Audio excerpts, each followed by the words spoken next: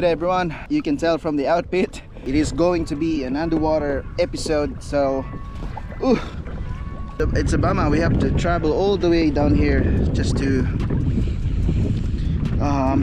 dive for the crayfish. Hopefully the whites are still here. I don't know. I'm pretty sure we're a little bit late, but I'm hoping there'll be some resident crayfish there down there. So yeah, the visibility isn't looking great, but hopefully that's just on the surface. But on the spot I can see the bottom from 7 meters. So yeah, I'm all set. I'll see you in the water. First things first, safety first. That should be good.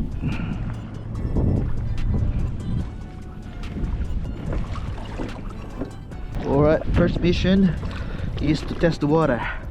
Let's go.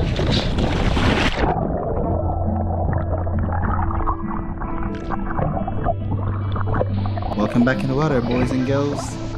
You guys know the routine. When freediving for crayfish, I gotta be relaxed, But today I'm quite the opposite.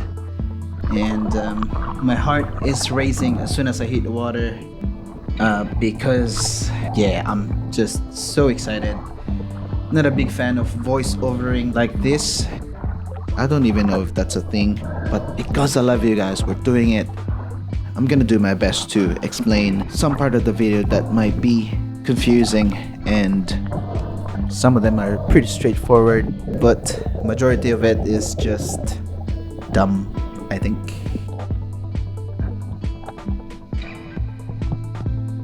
And here we are, about 8 meters deep, a bit of reconnaissance dive, looking for snags for the anchor. I mentioned it before, first things first, safety first. Anchor is secured and the kayak won't flow away into the Indian Ocean. I see one already. There's one in the hole. Not sure if you guys noticed, as I dropped the anchor, I already seen spiny feelers of crayfish. We call it lobster back home, guys. All the Asian countries, I think we call it lobster. Since I'm here in Australia, I'm gonna call it crayfish. Yeah, crayfish. And this guy makes me crazy. Yeah, you'll see in a second. It's crazy. They're in big numbers in a hole, and it's making me crazy, nervous, and excited. And here's the second dive. Relearning how to use a cray loop, folks.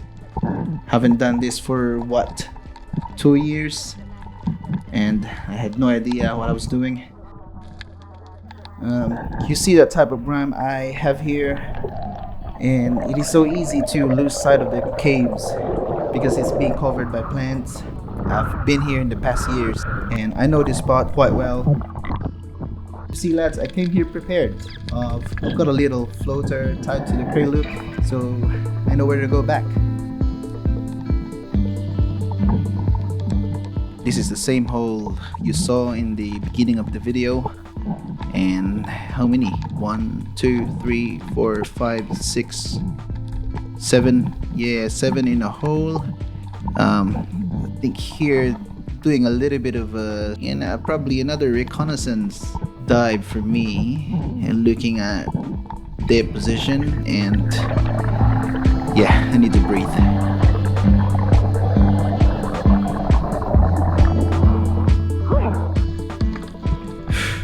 I gave those guys a little break, moved on to different cray hole, and there are a few cray holes in the area, by the way, and they're all loaded with crays, and that's what makes me so excited.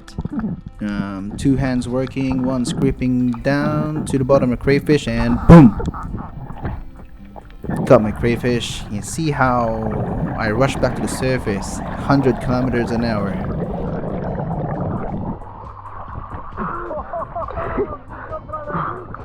Don't need a crane loop, but I have John here with me today. He forgot his fins.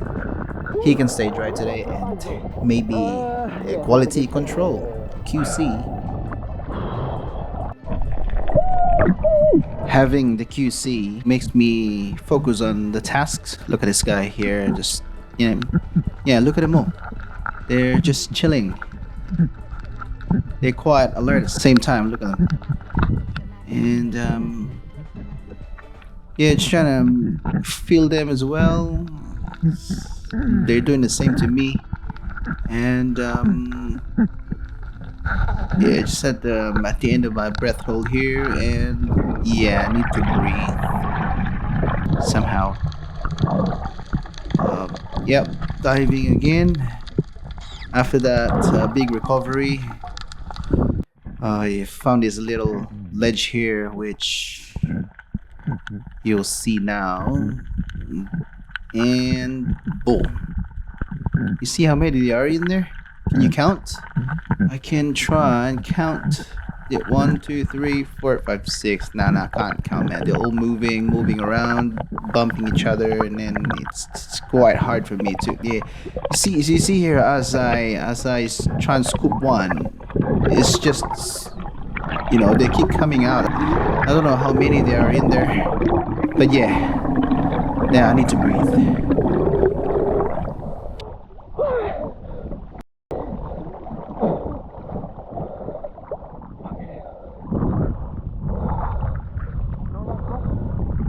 They're all scrubbed in one spot. One moves, everything moves. And back underwater, guys, after a little bit of winch day. Getting a little bit frustrated because my heart is beating 3 times faster, and that could only mean I'm losing my breath hold 3 times faster as well. Back on the same hole here, trying to scoop one out so I can hopefully snatch one. But you see that leaf, the front there, it's right on my face, and I couldn't properly see what I'm doing inside there. Holding my breath and trying to relax and trying to keep the composure here. And bam! Another failed attempt. Getting really frustrated. Back to the surface for another fresh air.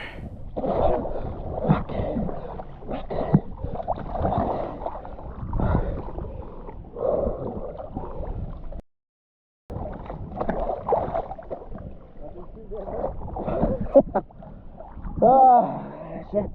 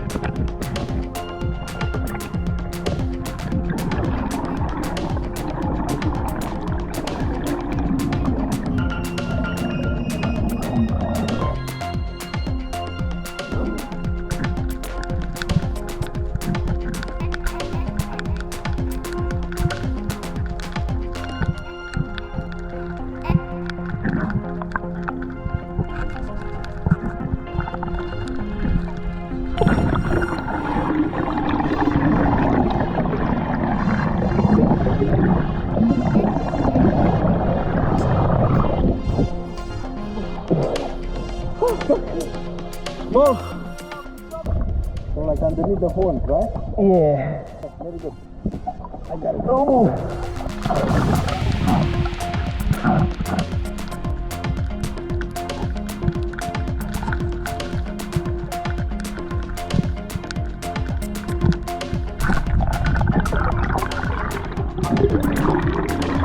Half the bag. You